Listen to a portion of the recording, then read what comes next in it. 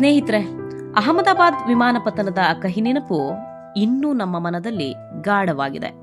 2025 June 12 Ahmedabad ಏರ್ಪೋರ್ಟ್ನಿಂದ ಹೊರಟಿದ್ದ air India Boeing 787 ವಿಮಾನವು take off ಆಗುವ ಮುನ್ನವೇ ಪತನಗೊಂಡಿತ್ತು.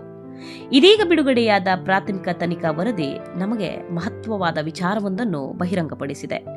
ಈ ದುರ್ಘಟನೆಗೆ ಪಕ್ಷಿಗಳ ದಾಳಿಯು ಕಾರಣವಲ್ಲ, ಬದಲಾಗಿ ಇಂಧನ ಸರಬರಾಜು ವ್ಯವಸ್ಥೆಯ ದೋಷ ಅಥವಾ ಎಂಜಿನ್ ಮ್ಯಾನೇಜ್ಮೆಂಟ್ ವೈಫಲ್ಯ ಕಾರಣವಾಗಿರಬಹುದೆಂದು ತಿಳಿಸಲಾಗಿದೆ. ಇದರಿಂದಾಗಿ ಈಗ ಎಲ್ಲರಲ್ಲೂ ಒಂದು ಆತಂಕ: ತಾಂತ್ರಿಕ ನಿರ್ವಹಣೆಯ ಕೊರತೆಯೇ ಇಂತಹ ಭೀಕರ ಅಪಘಾತಗಳಿಗೆ ಮೂಲವೇ? ಈ ಕುರಿತು ಇನ್ನಷ್ಟು ವಿವರಗಳನ್ನು ಮೇಲಿನ ವರದಿಯಲ್ಲಿ ಓದಬಹುದು. ಮಾಹಿತಿ ಉಪಯುಕ್ತವಾಯಿತೆ? ಲೈಕ್ ಮಾಡಿ, ಶೇರ್ ಮಾಡಿ. ಇನ್ನಷ್ಟು ನಿಖರ ಸುದ್ದಿಗಳಿಗೆ ನಮ್ಮ ಪೇಜ್ ಫಾಲೋ ಮಾಡಿ.